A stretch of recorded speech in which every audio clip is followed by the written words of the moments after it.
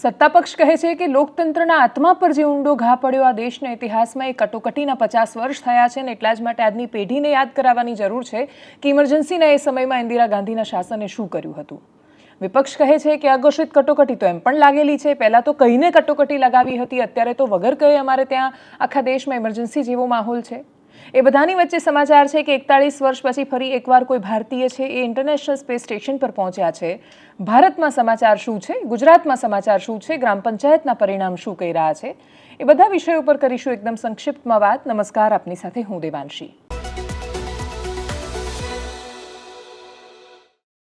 ગ્રામ પંચાયતની ચૂંટણી, કટોકટી, આખા રાજ્યમાંથી સામે આવેલા પૂરના તારાજીના દ્રશ્યો, ઈરાન ઇઝરાયલના જંગમાં ભારત અને બાકીના દેશોની પરિસ્થિતિ, આખી દુનિયાના અર્થતંત્ર પર પડી રહેલી અસર, એ બધા વિશે વાત કરતા પહેલા એકદમ શરૂઆતમાં તમને સમજાવવું છે કે ગ્રામ પંચાયતની ચૂંટણીના પરિણામો આટલી ચર્ચામાં હોવા છતાં ગામડાની એટલી તસવીરો કેમ નથી બદલાઈ શકી।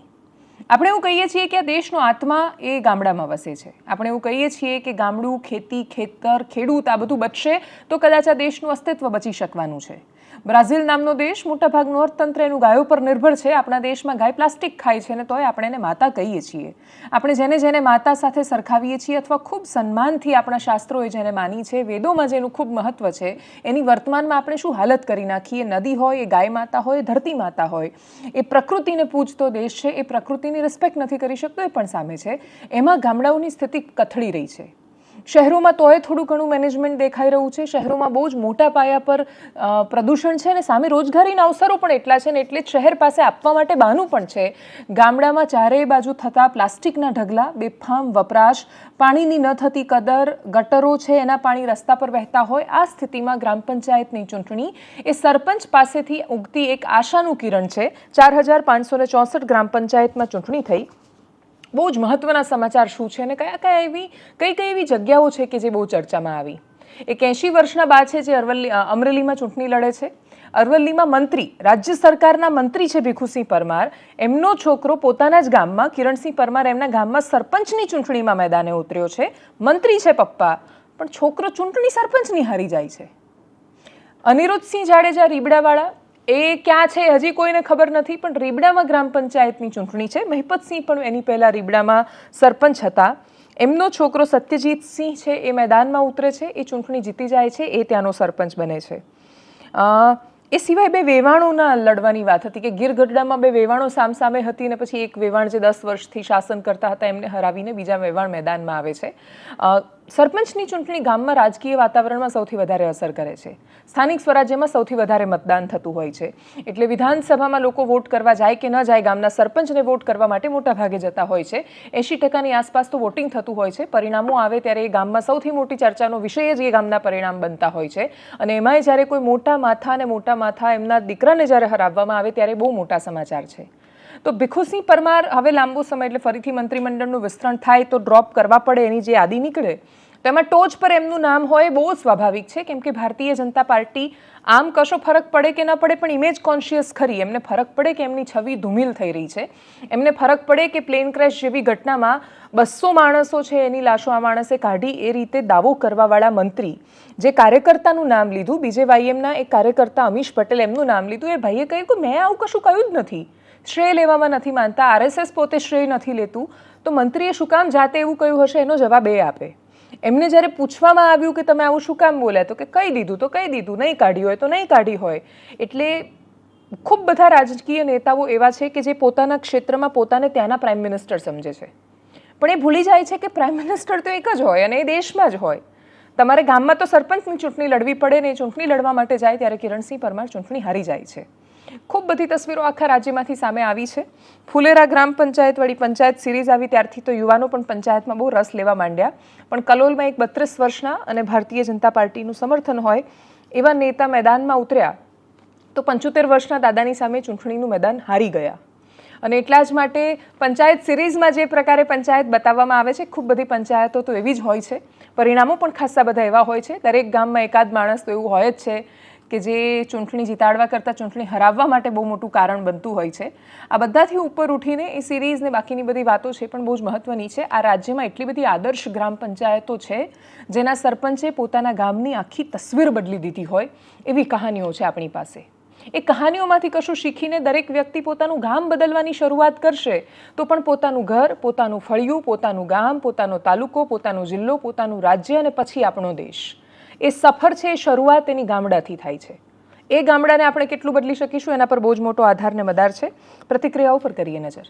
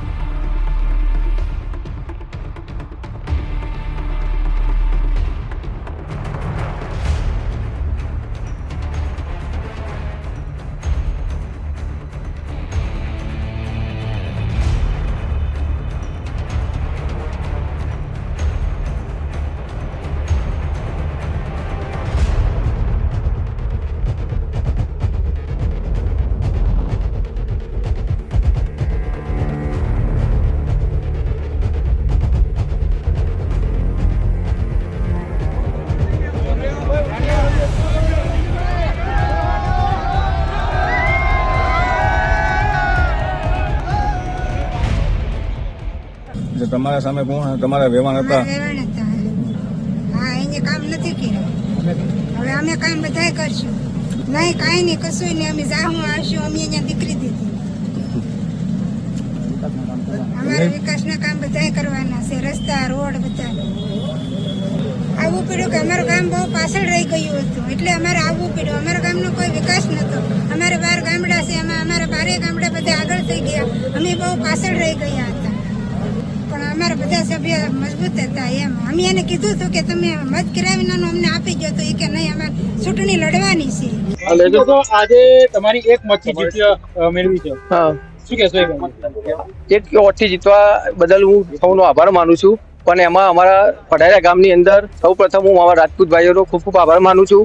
એની અંદર અમારા પ્રજાપતિ સમાજ, પછી બ્રાહ્મણ સમાજ, રાવણ સમાજ, પછી ન્યાય સમાજ, પછી દરજી સમાજ, હરિજન સમાજ, એક પછી રબારી સમાજ અને દંતાણી સમાજ, એ સૌએ પણ મને સાથ સહકાર પૂરેપૂરો આપ્યો છે. અને એમાં અમારા ઠાકોર સમાજના લોકોએ પણ મને સાથ સહકાર આપ્યો છે. એ બદલ હું સૌનો ખૂબ ખૂબ આભાર માનું છું. કયા તાલુકાનું કયું ગામ છે અને કેટલા વોટોનું? મારું ગામ પઢારિયા, તાલુકો જિલ્લો મહેસાણા. આ બધું થઈ રહ્યું છે ત્યારે સુરતમાં હજુ પણ જળબંબાકાર છે. પોલીસની બહુ સરસ તસવીરો સામે આવી છે. ગુજરાત પોલીસના કર્મચારીઓ છે, એમણે બની શકે એટલો પ્રયત્ન કર્યો છે રેસ્ક્યુ કરવાનો. એક મહિલા કર્મચારીનો વિડીયો સામે આવ્યો, એએસઆઈ છે, અને એ ઊંડા પાણીમાં ઉતરીને ખૂબ બધા લોકોને બચાવી રહ્યા છે. કેટલીય જગ્યાએ પોલીસ ટ્રેક્ટર લઈને જાય છે. જેટલા લોકો ફસાયેલા છે એમને રેસ્ક્યુ કરવાનો પ્રયત્ન કરે છે, અને બાકીના બધા લોકો છે એમને ફૂડ પેકેટ્સ પહોંચાડવાનો પ્રયત્ન થઈ રહ્યો છે. આ પૂરની વચ્ચે પ્રશ્ન એ છે કે રાજનીતિ તો ચરમ પર છે.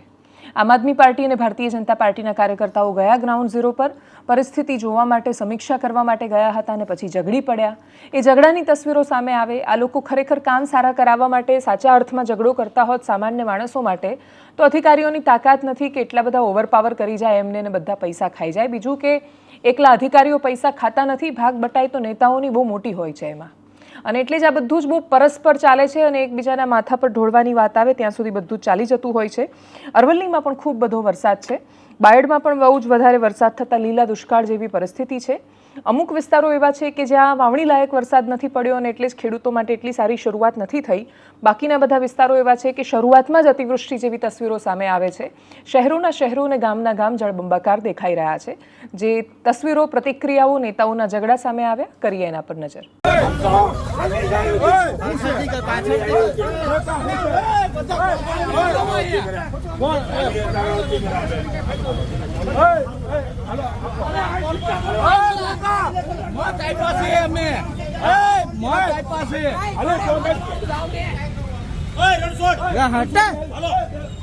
વચ્ચે વચ્ચે ઘૂસે પણ અહીંયા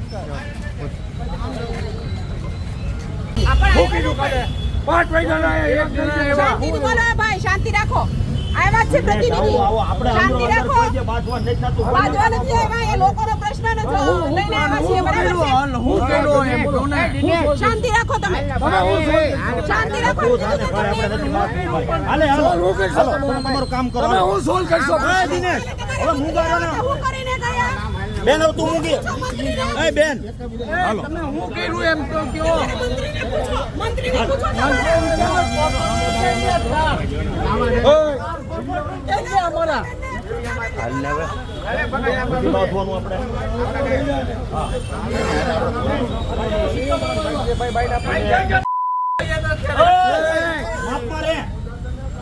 શબ્દ ન બોલ હાલો આખા દેશમાં આજે કટોકટીના 50 વર્ષને યાદ કરવામાં આવ્યો.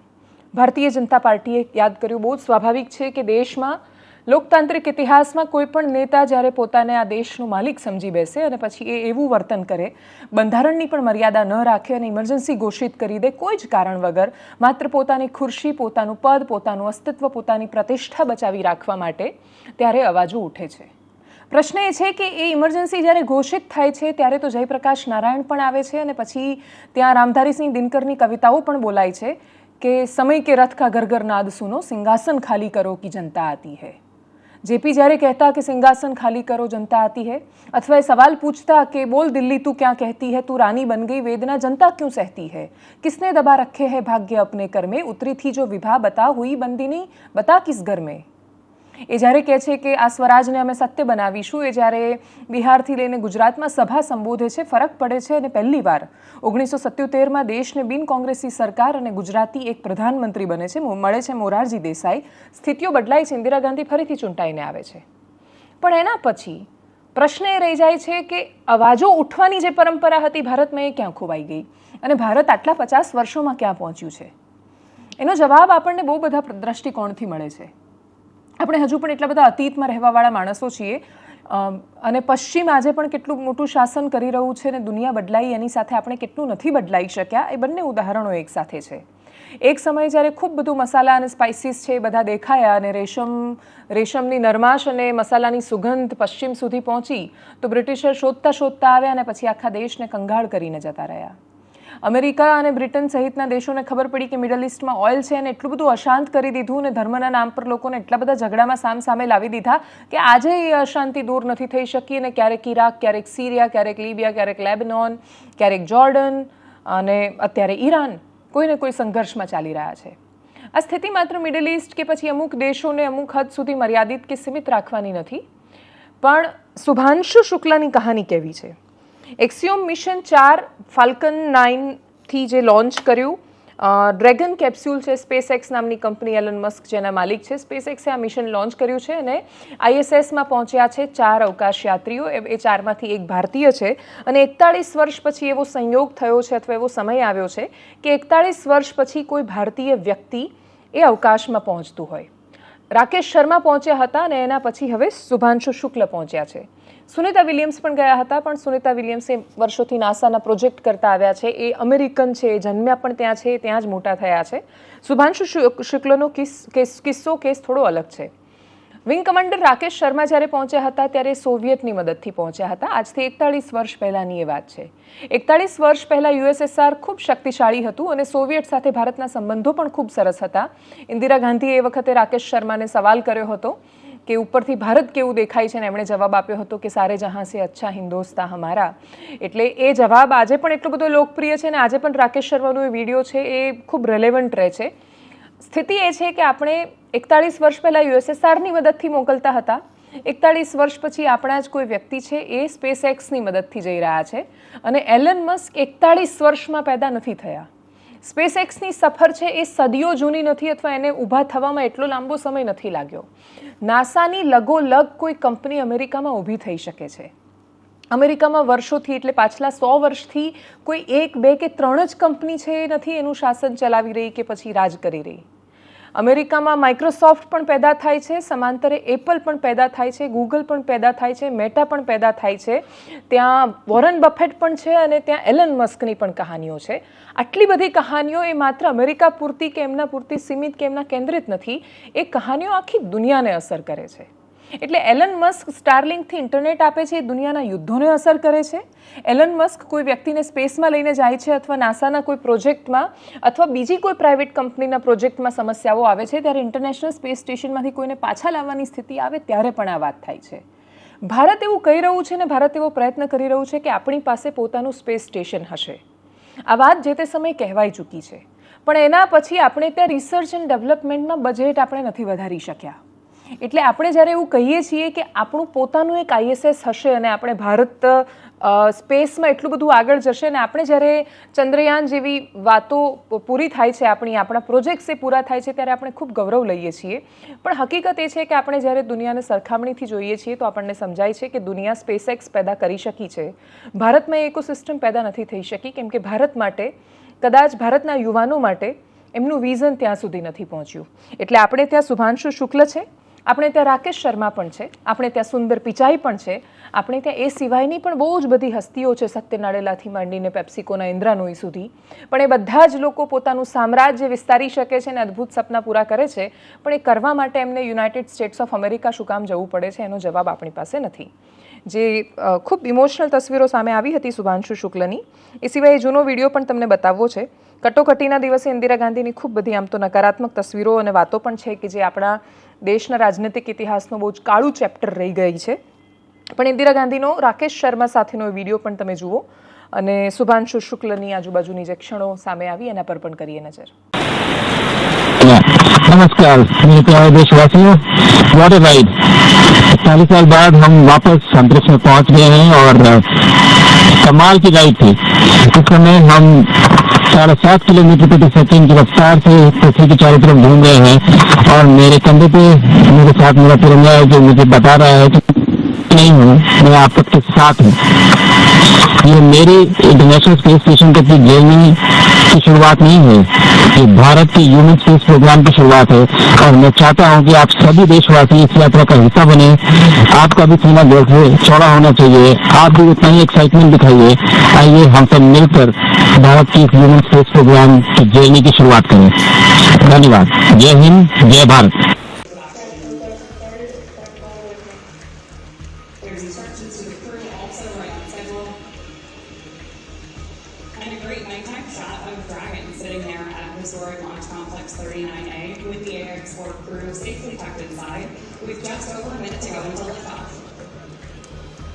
You would look to right inside Dragon from this camera's perspective. You have Tibor Kaku there on the left-hand side, and beside him is our pilot, Shubhanshu Shukla, and to the other side is Commander Peggy Whitson, and then on the far side is Swalowsh Wisniewski Elisa. એનાલિસિસમાં અત્યારે બસ આટલું. જો આપ અમને YouTube પર જોઈ રહ્યા છો તો સબસ્ક્રાઇબ કરો, ફેસબુક પર જોઈ રહ્યા છો તો ફોલો કરો, વિડીયોને શેર કરો અને દેશને મહાન બનાવવા માટે અથવા દેશમાં કોઈ પણ પ્રોજેક્ટને સફળ કરવા માટે નાગરિકોના સહયોગની બહુ જરૂર પડતી હોય છે. કેન્દ્ર સરકાર પ્રયત્ન કરી રહી છે કે આપણે વરસાદને ઝીલવાનો પ્રયત્ન કરીએ. જળશક્તિ મિશન ચાલી રહ્યું છે, જળશક્તિ મંત્રાલય કહી રહ્યું છે કે કેચ ધી રેન, વરસાદને ઝીલવાનો પ્રયત્ન કરો. આપણા બધાથી જે પણ શક્ય હોય એ કરવાનો પ્રયત્ન કરીએ. નમસ્કાર.